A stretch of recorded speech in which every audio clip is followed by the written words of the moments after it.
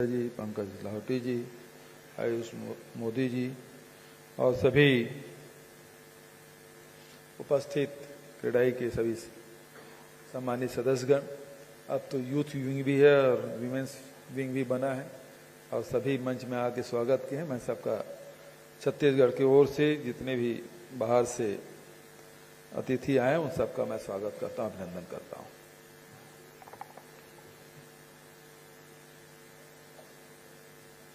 जहां समस्या है वहीं समाधान है और समस्या से मुख मोड़े तो फिर वो रोग फिर बढ़ते जाता है, समस्याएं और बड़ी हो जाती है।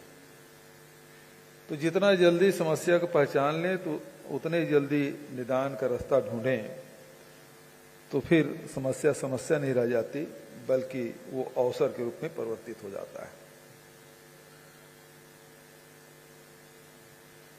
हिंदुस्तान में रियल एस्टेट एक बहुत बड़ा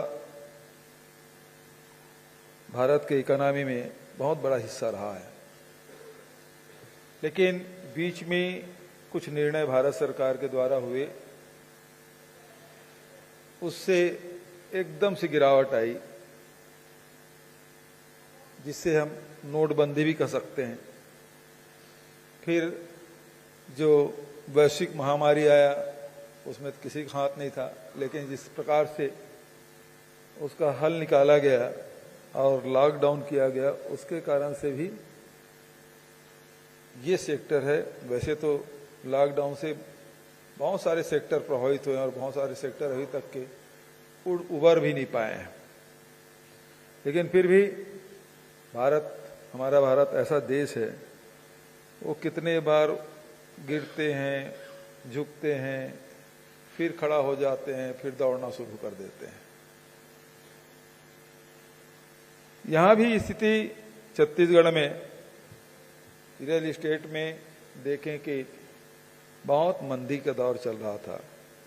ऐसे में साथी लोग आए, चर्चा किए और इस सेक्टर को खड़ा करने के लिए जो हमने फैसले किए, जैसा कि आनंद बता भी रहा था कि अधिकारी लोग मना कर रहे थे कि 30% जो कलेक्टर गाइडलाइन है उसे रजिस्ट्री फीस कम किया जाए, तो मेरा मानना था कि इससे राज्य सरकार के राजस्व में वृद्धि होगी। लोग नहीं मान रहे थे। उसी प्रकार से जब लॉकडाउन हुआ, हम लोग बजट सत्र से निकले ही थे कि पूरे देश में लॉकडाउन हो गया। लॉकडाउन हुआ तो हम लोगों ने जिस क्षेत्र में हम लोगों ने बजट, इरिगेशन में कितना, पंचायत में कितना, परिवहन में कितना, तो अब हमने सोचा कि भाई इसमें तो कटौती करनी पड़ेगी, क्योंकि भाई खदान भी बंद है, दुकान भी बंद है, परिवहन बंद है, तो पैसा आएगा कहां से? कटौती करो। कटौती करना शुरू किए तो हमारे रजिस्ट्रार लोग भी आए, रजिस्ट्री ऑफिस वाले आए, वो भी सब लोग 30% कटौती कर रहे थे, वो भी 30% कटौती करके ले आए। और मैं बोला आप क्यों कटौती करके ले आए? बोले सब कटौती करके ले आए इसलिए हम लोग कटौती कर दिए। मैं बोला आप क्या सोचते हैं? बोले रजिस्ट्री में गिरावट आएगी। मैंने कहा मैं दूसरे प्रदेश की बात नहीं करता, लेकिन छत्तीसगढ़ में गिरावट नहीं आएगी। तो उन्होंने मुझे पूछा ऐसा क्यों कह रहे हैं सर? मैंने इसलिए कहा कि हमने किसानों के जेब में अभी भी पैसा डाला है। मनरेगा काम हम पूरे देश में नहीं चल रहा, यहां शुरू हमने किया है। किसी सरकारी अधिकारी कर्मचारी के तनख्वाह में कोई कटौती नहीं की। हमारे विधायकों के भी तनख्वाह में कोई कटौती हम लोगों ने नहीं की, मानदेय में। जब कटौती नहीं किए और पैसा सब जा रहा है सरकार के द्वारा, और होटल व्यवसाय भले ठप हो, लेकिन घर में जो महिलाएं हैं जो हर सप्ताह आउटिंग करने जाती हैं और होटल में पूरे परिवार के साथ खाते थे, वो तो सब बंद हो गया। मीनू सब डाउनलोड कर लिया गया है, समोसा कैसे बनाना है, कचौड़ी कैसे बनाना है, पिज्जा कैसे बनाना है। तो पैसा तो बच रहा है भाई, शादी ब्याह में किसी को जाना नहीं है, सुख दुख में जाना नहीं है, पेट्रोल भी बच रहा है, ऑफिस भी नहीं जा रहे हैं, वर्क फ्रॉम होम हो गया है। 30% कर्मचारी भरोसे हम लोग पूरे मंत्रालय चला रहे थे। तो कहीं आ नहीं रहे, कहीं जा नहीं रहे, महिलाओं का काम बढ़ गया है।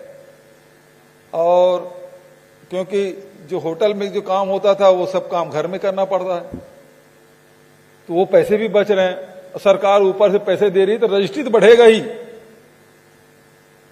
और हुआ यही, जो हर साल 1100 करोड़ का हमारा राजस्व था, हालांकि हमारा छोटा राज्य, वो 1500 करोड़ गया, 400 करोड़ हमारा बढ़ गया। तो यदि हमने आपको 30% की छूट दी, तो आप ये क्यों सोच रहे हैं कि हमने कोई एहसान किया आप पर? हमको तो 400 करोड़ का राजस्व लाभ मिला। ये तो व्यापार की बात है, हमने भी धंधा कर ली साहब आपके साथ।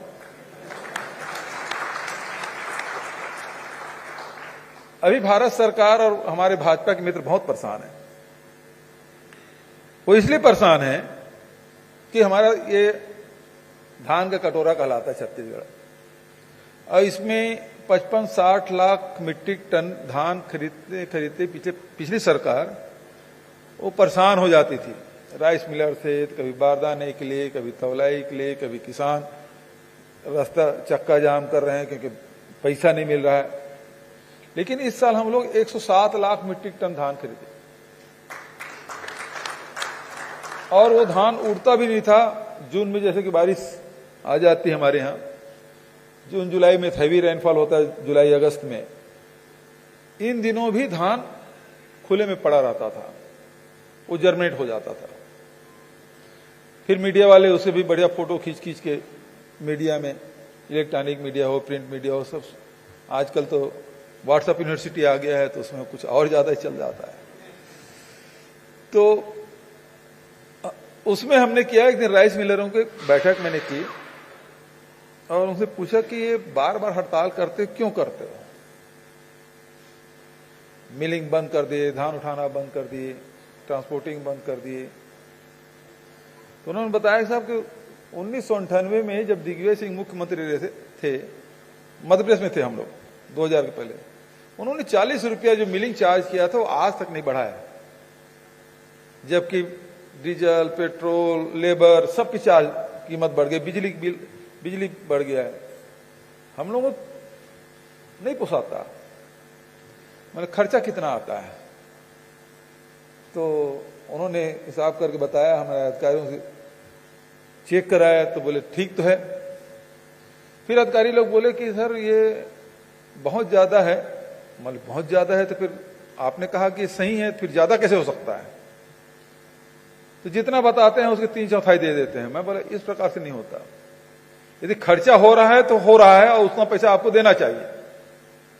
तो 40 की जगह सीधा 120 रुपया बिलिंग चार्ज मैंने कर दिया, 3 गुना।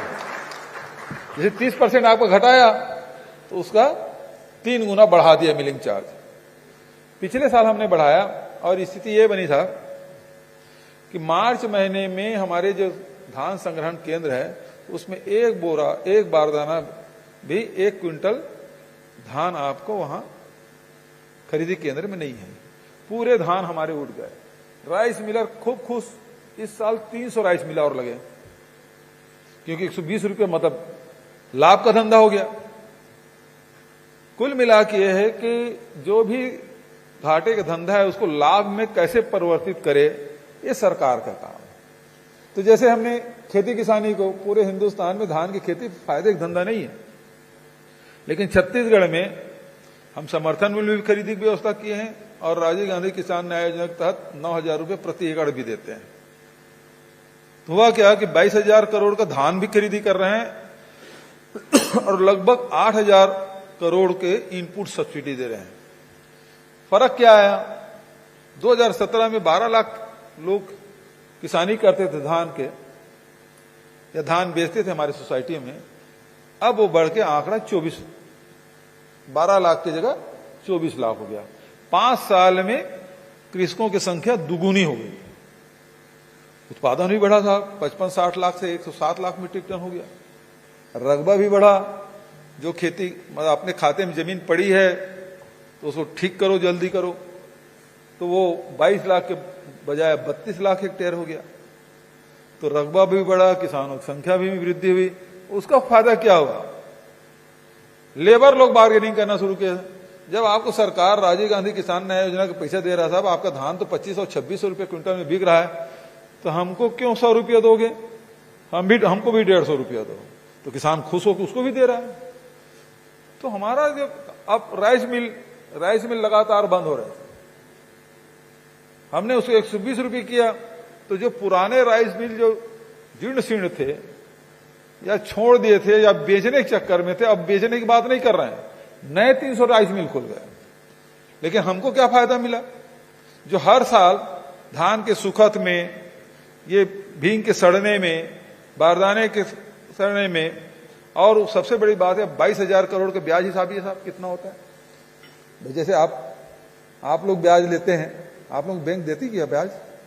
लोन देती है? देती है, दे लेती है ना, विश्वास करती है। चलो ये अच्छी बात है।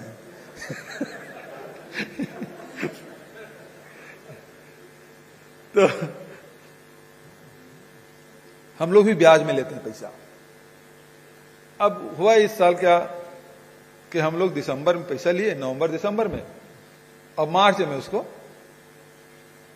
मार्च के एंड के बाद अप्रैल में हम लोग अदा करना शुरू कर दिए। नहीं तो दिसंबर तक चलता था। मतलब मुझे 6 महीने के ब्याज का पैसा बचा। अब 22,000 का कितना होगा आनंद? हिसाब करो, 2200 करोड़ का 1100 करोड़ बच गया मेरा। और सुखद का तुरंत धान उठ गया, 2% सुखद, उसका पैसा बचा का, वो बचा। तो ऐसे करके मुझे 1500-1600 करोड़ रुपया बच गया। मैं दिया कितना भाई? 500-600 करोड़ रुपया दिया। तो 500-700 करोड़ रुपया दे के यदि 1600 करोड़ रुपया बचा लिया तो मेरे से बड़ा बढ़िया कौन होगा? ठीक है ना? अब भाई हमारी सरकार तो गोबर को भी बेच लेती है यार। कभी कोई बनिया सोच पाया था कि बनिया मतलब गोबर भी बेच लेंगे, लेकिन उसमें भी 500-550 करोड़ का व्यापार खड़ा कर दिया था गोबर से। तो सवाल इस बात का है कि हम लोगों को केवल प्रशासनिक अप्रोच नहीं बल्कि व्यवहारिक निर्णय हम लोगों को लेना चाहिए, और उससे समाज को लाभ मिलता है। रियल एस्टेट कितने लोगों को व्यापार देता है, भी रोजगार देता है। ट्रांसपोर्टेशन का अलग, खदान जो गिट्टी खदान है, रेत खदान है, मुरम खदान है, उसके ट्रांसपोर्टिंग, फिर उसके बाद सीमेंट, छड़, सबको व्यापार देता है। तो उस समय भी आप देखेंगे लॉकडाउन के समय सारे जो लेबर है वो सब चले गए थे, अपने घर लौट गए थे। हमने छत्तीसगढ़ में जाने नहीं दिया। जितने उद्योगपति हैं उनसे कलेक्टर से हमने बात की कि कोई भी उद्योगपति अपने लेबर को अपने प्रदेश वापस नहीं भेजेगा भाई। वो अपने परिसर में रखा है, 1 महीना खाना दे, और जरूरत आप नहीं दे सकते हमको बता दें, हम व्यवस्था करेंगे। और हमारे यहां लेबर गया नहीं। सबसे कम पलायन छत्तीसगढ़ से हुआ। उसका फर्क क्या पड़ा? उसका फर्क यह पड़ा कि हमारे यहां स्टील इंडस्ट्री है। स्टील का सबसे पहले प्रोडक्शन हमारे यहां शुरू हुआ। ये 2020 के आप अप्रैल में देखेंगे देश में कहीं उत्पादन नहीं हो रहा था, ना स्पंज आयरन, रोलिंग मिल, केवल छत्तीसगढ़ में। तो देश में अव्वल नंबर का स्टील प्रोडक्शन उस समय हमारा ही था। वैसे भी हम लोग बहुत आगे हैं, लेकिन उस समय कहीं नहीं हो रहा था।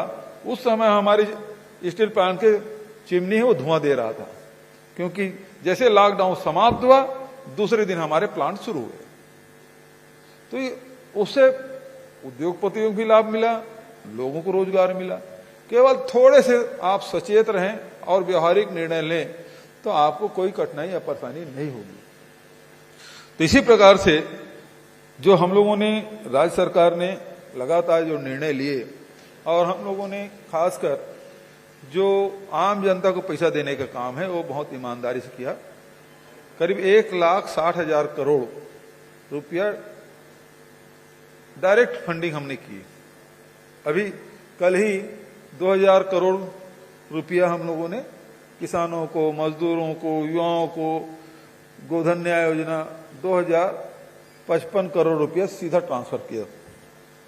उससे हुआ ये कि लोगों के हाथ में पैसा आया और हर उद्योग, जैसा कि आनंद बता रहा था, रियल एस्टेट में भी बूम आया, तो ऑटोमोबाइल में भी बूम आया, सप्लाई नहीं कर पा रहे थे, आपके टेक्सटाइल में भी, तो सब क्षेत्र में ग्रोथ हुआ है। और उसके बावजूद भी हमारा जो अर्थव्यवस्था है, अभी किसी बैंक वालों ने सर्वे किया तो महाराष्ट्र के बाद सबसे बड़ी अर्थव्यवस्था हमारी छत्तीसगढ़ का है। 3-4 दिन पहले ही वो खबर छपी है। क्योंकि पैसा घूम के तो ही आना है। जीएसटी भाई, जब सब काम चलेगा तो जीएसटी कलेक्शन तो होगा ही। जीएसटी कलेक्शन में स्टेट के हिसाब से करें तो हम दूसरे तीसरे नंबर में आ ही जाते हैं। यदि परसेंटेज वाइज करेंगे तो बहुत अच्छा हमारी स्थिति बहुत अच्छी है। तो इसलिए प्रयास यही होना चाहिए कि सब वर्ग को साथ के चलोगे तब ठीक चलेगा। अब ये चैन है, चैन की एक कड़ी की भी आप कमजोर करेंगे तो फिर पूरा वो माला नहीं बन पाएगा। तो इसलिए जरूरी है कि सबको, सभी वर्गों को, चाहे वो मजदूर हो, चाहे वो किसान हो, चाहे महिला हो, चाहे युवा हो, चाहे व्यापारी हो, चाहे उद्योगपति हो। मैंने तो उद्योगपति सम्मेलन में कहा कि भाई देश भर में जितने भी उद्योग नीति अच्छी सभी राज्य उद्योग नीति बनाए हैं, आप सारे उद्योग नीति ले आए, सबसे अच्छे जो पॉइंट है दे दीजिए, मैं उसी को उद्योग नीति बना दूंगा। और वही किया भी। मैं कहीं रोड शो करने नहीं जाता था, कहीं इन्वेस्टर मीट नहीं करता। मेरे जो उद्योगपति छत्तीसगढ़ के वही मेरे एम्बेसडर हैं, वही प्रचार कर लेते हैं सबसे बढ़िया नीति है और सबसे बढ़िया आज उद्योग लग रहे हैं, बताने की जरूरत नहीं। उसी प्रकार से जितने हमारे रियल एस्टेट की बात कहें, चाहे हमारे चेंबर ऑफ कॉमर्स के, वो लोग 9 मांग के साहब मैं 10वां घोषणा करके आया। 9 तो किया है, 10वां घोषणा करके अपने तरफ से घोषणा करके आया। और इसलिए बड़े उत्साहित हैं। जो सबसे बड़े एशिया का जो हमारा होलसेल कॉरिडोर जो बनने वाला है, अब मैंने उसको डेट भी दे दिया। 5 सितंबर तक के आपकी पूरी तैयारी होनी चाहिए। मैं 6 सितंबर 7 सितंबर किसी दिन भी भूमि पूजन करने आऊंगा, वो डेट दे दिया। चाहे एरो सिटी की बात हो, चाहे उसके बात हो। तो आप एक निश्चित सीमा तय करके आप काम करेंगे तो निश्चित रूप से उसका रिजल्ट भी आता है। अभी 2-3 मांगे हमारे आनंद जी ने कर दी है। और पंचायत में भी सेम रूल होना चाहिए जो EWS और LIG का रूल है। तो उसमें पिछले समय हम लोग बात किए थे, तो शायद कुछ उसमें मतांतर है पंचायत विभाग और इसमें, तो उसको सॉर्ट आउट कर लेते हैं, एग्जामिन कर लेते हैं। और कोलोनाइजर लाइसेंस के बारे में तो पहली बार आपने कहा भाई इसको खत्म होना चाहिए, तो जितना लाइसेंस वाला काम तो खत्म हो जाए तो ज्यादा अच्छा है। लेकिन अब उसको भी मैं, पहली बार आप मुझे बोले हो, मैं इसको भी एग्जामिन कर लेता हूं। और तीसरा चीज ज्वाइंट वेंचर, ये भी पहली बार आपने बताया। इस तीनों को मैं एग्जामिन कर लेता हूं और संभव होगा तो निश्चित रूप से इस दिशा में हम लोग आगे बढ़ेंगे। तो इन्हीं शब्दों के साथ आप सब ने यहां आए, छत्तीसगढ़ में आए, सबका स्वागत करते हुए यहां के साथियों का भी मैं स्वागत और अभिनंदन करता हूं। और क्योंकि अब हमारे सरकार के भी 5 साल पूरा होने वाला है, अब 1-8 महीने बाद, 1.5 महीने बाद आचार संहिता भी लग जाएगा, हम लोग दूसरे काम में लग जाएंगे, जनता के भी बीच में जाएंगे और आप लोगों के पास भी आएंगे। तो हम लोग अभी वोट मांग लेते हैं, क्यों अकबर भाई? वोट मांगने का काम शुरुआत कर लेते हैं, है ना? तो आप सबका हृदय से धन्यवाद। जय हिंद, जय छत्तीसगढ़।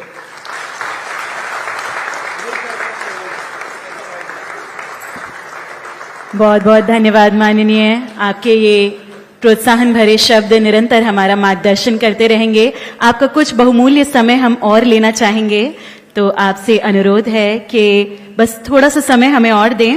मैं अनुरोध करती हूं श्री संजय रहेजा जी से, Shri Anand Singhania ji, Shri Manoj Gaur ji, Shri Pankaj Lahoti ji, Shri Mrinal Golchha, immediate past president CREDAI Chhattisgarh, mister Rishabh Kataria, state coordinator CREDAI youth wing, और संजना बघेल,